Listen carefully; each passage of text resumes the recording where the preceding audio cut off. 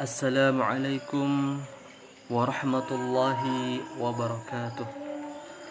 Alhamdulillahi rabbil alamin. Wabihi nasta'in ala umurid dunya waddin. Assalatu wassalamu ala habibina Muhammadin wa ala alihi wa sahbihi ajma'in, amma ba'd.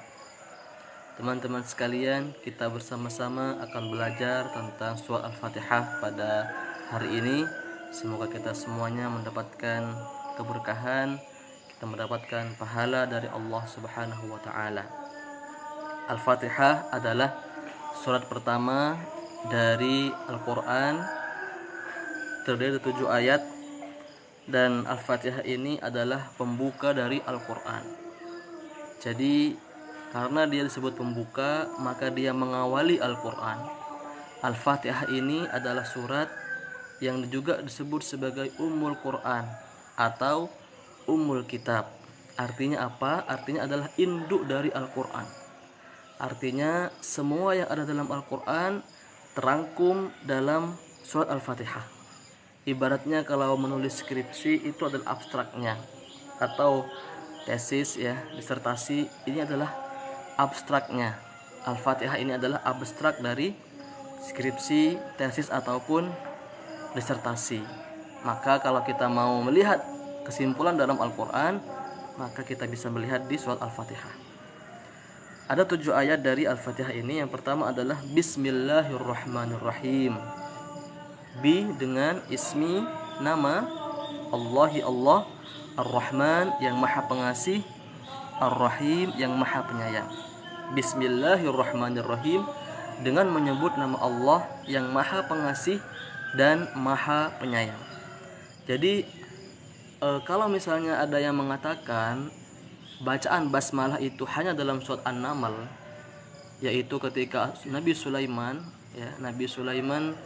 menuliskan Bismillahirrahmanirrahim, membuat surat kepada Ratu Bilqis, maka sebenarnya masih ada lagi surat yang lain yang terdapat bacaan basmalah.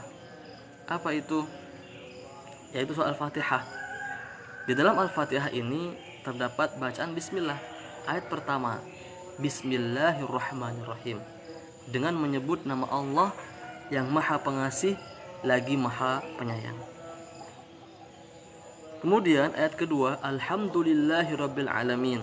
Alhamdu, segala puji, li bagi, Allahi Allah, Rabbi Rabb al-alamin, semesta alam. Alhamdulillahirabbil alamin artinya adalah segala puji hanya bagi Allah, Rabb semesta alam.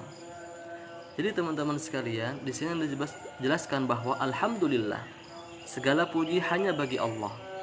Artinya segala puji hanyalah milik Allah dan manusia tidak memiliki hak sedikit pun untuk mendapatkan pujian. Pujian itu hanyalah untuk Allah Subhanahu wa ta'ala. Jangan sampai kita mengemis-ngemis pujian. Kita berharap-harap ada pujian untuk kita, karena kita sebagai manusia adalah makhluk lemah, tidak layak kita mendapatkan pujian. Pujian itu hanyalah untuk Allah Subhanahu wa ta'ala. Kalaupun ada orang memuji kita, maka sebenarnya hendaknya kita alihkan, kita serahkan kepada Allah. Dan kita gak boleh aslinya berharap-harap ada pujian. Maka dari itulah ada seorang ulama yang ketika dipuji, dia mengatakan, madahtani qata'ta unuki, kamu memuji saya, maka sebenarnya kamu telah memotong leher saya. Maksudnya apa? Maksudnya adalah ulama ini tidak suka dipuji. Karena kalau dipuji, kita itu biasanya akan terbang gitu ya. Kita ini akan lupa diri. Kita menjadi tidak lagi bersemangat dalam beribadah. Mungkin awalnya kita semangat dalam bekerja, dalam beribadah, tapi karena kita dipuji, kita akhirnya nggak lagi semangat seperti sebelumnya. Kita berkurang semangat kita untuk beribadah, berkurang kegiatan kita, jumlah ibadah yang kita lakukan maupun kualitas yang kita lakukan. Jadi hendaknya kita menghindari pujian-pujian. Maksudnya adalah kita senang ya mas, secara umum senang ya dapat pujian, tapi hati-hati gitu. Makanya ada ulama mengatakan madahtani qata ta'anuki. Kamu telah memuji saya, maka sebenarnya kamu sudah memotong leher saya. Alhamdulillahi, segala puji hanyalah bagi Allah Subhanahu wa taala. Tidak ada pujian melainkan milik Allah Subhanahu wa taala. Rabbil alamin, penguasa seluruh alam. Jadi Allah Subhanahu wa taala adalah penguasa, adalah Rabb, adalah raja, diraja, adalah penguasa yang paling tinggi di seluruh alam semesta. Tidak hanya menguasai satu daerah, satu desa, satu kecamatan, satu kabupaten, satu kota, satu provinsi, satu negara. Bahkan Allah menguasai seluruh negara. Allah menguasai seluruh daratan. Allah menguasai seluruh lautan. Seluruh isi di bumi, di langit, di antara langit dan bumi, di atas langit, semuanya Allah kuasai. Wallahu ala kulli syai'in qadir. Allah Maha Kuasa atas segala sesuatu. Jadi kalau kita meminta hanya kepada Allah, jangan meminta kepada yang lain. Maka nanti di ayat yang selanjutnya akan dijelaskan tentang hal itu. Karena Allah saja yang menguasai alam semesta ini. Tidak ada yang berkuasa selain Allah. Allah saja yang menciptakan dunia ini, yang mengatur alam semesta ini, yang menciptakan surga neraka, yang memasukkan orang ke surga atau neraka hanya Allah. Allah memiliki hak prerogatif yang tidak bisa diganggu-gugat. Itulah Allah. Allah yang maha kuasa atas segala sesuatu. Ar-Rahmanur Rahim, dialah Allah yang maha pengasih. Allah juga maha penyayang. Sehingga salah kalau orang menganggap bahwa Allah tidak suka menolong, Allah tidak suka membantu. Salah. Allah saja yang maha menolong, Allah saja yang maha pengasih, yang maha penyayang. Ar-Rahman, Allah memberikan kasih sayangnya kepada seluruh umat manusia, baik dia menyembah Allah maupun tidak menyembah Allah, maka Allah kasihi, Allah sayangi. Tapi Allah memiliki sifat Ar-Rahim. Rahmat Allah, rahimnya Allah hanya untuk orang-orang yang beriman, hanya untuk orang-orang yang bertakwa, hanya untuk orang-orang yang berbuat kebaikan. Jadi Allah akan memberikan rahimnya kepada orang-orang spesial di hadapan Allah Subhanahu wa ta'ala. Kita memang bermaksud mendapatkan rahmat Allah. Kita melakukan sesuatu, kita bermaksud mendapatkan rahimnya Allah. Rahman Allah pasti dapat, rahim Allah belum tentu. Maka kita melakukan sesuatu dalam rangka mendapatkan rahim dari Allah, rahmat dari Allah Subhanahu wa ta'ala. Lanjutannya adalah ayat berikutnya. Maliki yaumiddin, Allah lah yang menguasai hari pembalasan. Tadi disebutkan Allah menguasai alam semesta ini. Tapi di sini disebutkan tambahan bahwa Allah juga yang menguasai raja diraja pada hari pembalasan nanti, pada hari kiamat nanti. Ketika kita sudah meninggal, kita dibangkitkan dari kubur, kita dibangkitkan di padang mahsyar, ada yaumul mizan, ada hari pengadilan akhirat, maka disitulah hari pembalasan. Saatnya manusia merasakan pembalasannya. Barang siapa yang kebaikannya lebih banyak, syarrai fahuwa khairai yarah, maka dia melihat kebaikan. Tapi barang siapa yang mendapatkan kejelekan lebih banyak, maka dia mendapatkan melihat kejelekan dalam dirinya, masuk neraka. Siapakah yang berkuasa saat itu? Apakah pengacara-pengacara? Di situ adalah hakim tertinggi adalah Allah Subhanahu wa taala.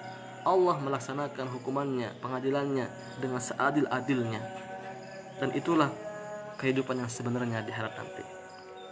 Kemudian Allah melanjutkan dalam Al-Fatihah ayat kelima, Iyyaka na'budu wa iyyaka nasta'in. Kita diajari oleh Allah untuk mengakui bahwa hanya kepada Allah, Iyyaka na'budu, hanya kepada Engkau ya Allah kami menyembah, wa iyyaka nasta'in, hanya kepada Engkau ya Allah kami mohon pertolongan. Jadi teman-teman sekalian, di sini sikap seorang muslim yang bertauhid, yang hanya menyembah Allah, mengakui bahwa iyyaka na'budu, hanya kepada Engkau ya Allah na'budu, kami menyembah. Sebenarnya bisa saja ya, redaksinya adalah na'buduka, kami menyembahmu. Tapi kenapa kok iyyaka dahulu? Dalam ilmu tata bahasa Arab, ketika iyyaka didahulukan sebelum na'budu, ini menunjukkan bahwa pengistimewaan, keutamaan bahwa Allah, kepada Allah saja kita menyembah. Beda dengan kami menyembahmu Allah, tapi dengan ungkapan hanya kepadamu ya Allah kami menyembah, tidak menyembah kepada yang lain. Menyembah hanya kepada Allah, beribadah hanya kepada Allah, wa iyyaka nasta'in, dan hanya kepada Engkau kami juga mohon pertolongan. Jadi kita juga minta pertolongan kepada Allah saja. Kita hanya kepada Allah menyembah, kita juga minta kepada Allah pertolongan. Sebelum minta tolong kepada manusia, maka kita minta pertolongan kepada Allah terlebih dahulu. Teman-teman sekalian, dari ayat 1 sampai ayat 5 dalam Al-Fatihah itu semuanya berisi pujian-pujian kepada Allah dan dan juga bentuk tauhid kita kepada Allah, penyerahan diri kita kepada Allah, hanya menyembah kepada Allah. Dan dilanjutkan di ayat ke-6 adalah pertolongan, minta pertolongan, minta berdoa kepada Allah. Apa doanya? Yang kita minta berkali-kali kepada Allah dalam salat kita. Ihdinas siratal mustaqim. Ya Allah, tunjukkanlah kami kepada jalan yang lurus. Bayangkan ya, 5 ayat itu semuanya berisi pujian-pujian kepada Allah. Ini adalah akhlakul karimah kita kepada Allah, adab kita kepada Allah.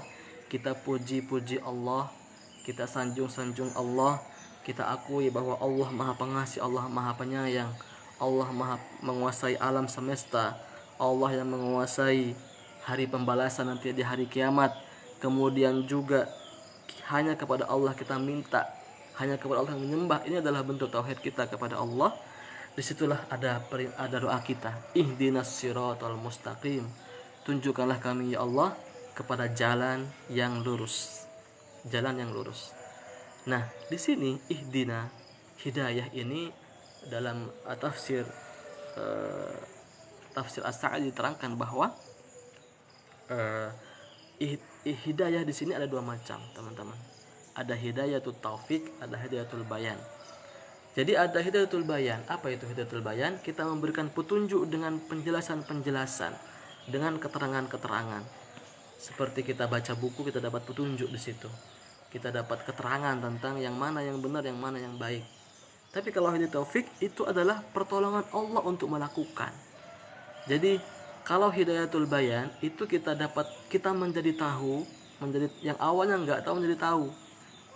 Tapi kalau hidayatul taufik kita menjadi melakukan, melaksanakan.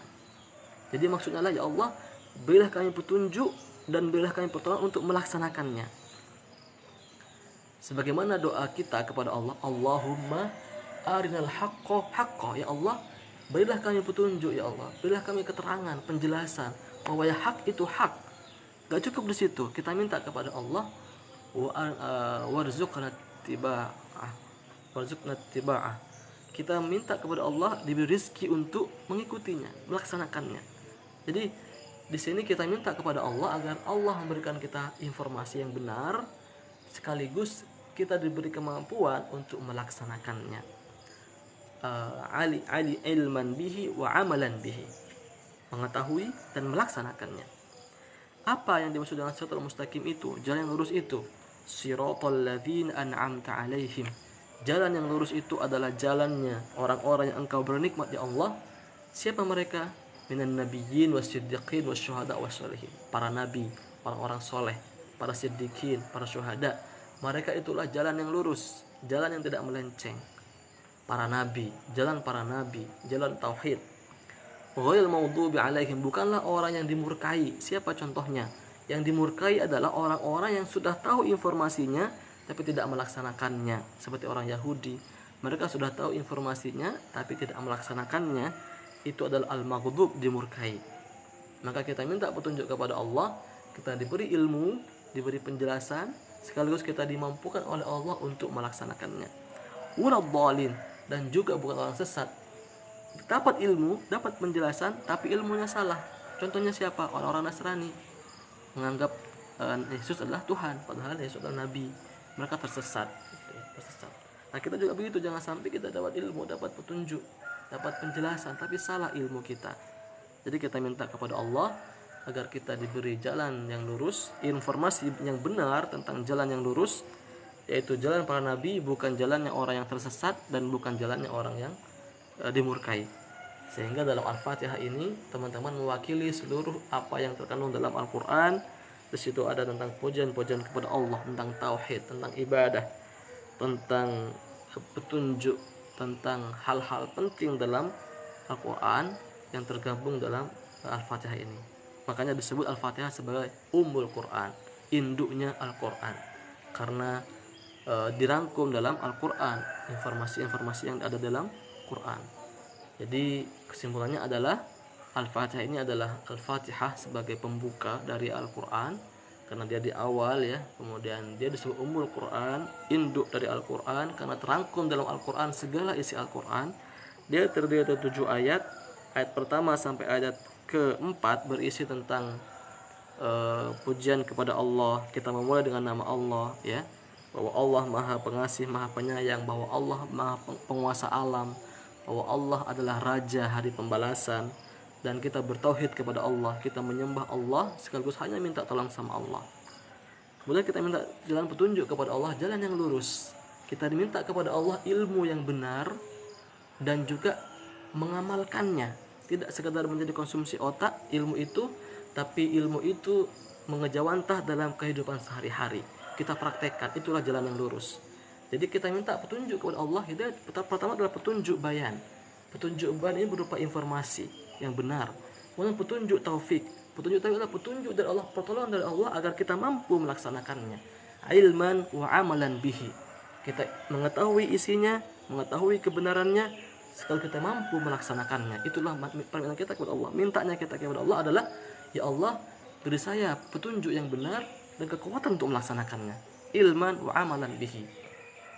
Dan kita berlindung kepada Allah dari orang-orang yang tidak melaksanakan ilmu itu dan dari orang yang tersesat ilmunya. Semoga kita menjadi orang-orang yang berada dalam jalan yang lurus, siratal mustaqim, wal maudub, bukan orang yang dimurkai oleh Allah, tahu ilmunya tapi enggak melaksanakan. Waladhdallin, juga bukan orang-orang yang salah ilmunya, apalagi salah melaksanakan. Sudah salah ilmunya, pasti salah melaksanakan. Semoga Allah berikan kita kekuatan untuk melaksanakan apa yang sudah kita tahu. Yang pertama, semoga kita mendapatkan ilmu yang benar, ilmu yang lurus. Kemudian semoga kita mendapatkan kekuatan dari Allah, pertolongan dari Allah untuk melaksanakannya. Amin amin ya rabbal alamin. Terima kasih banyak teman-teman. Assalamualaikum warahmatullahi wabarakatuh.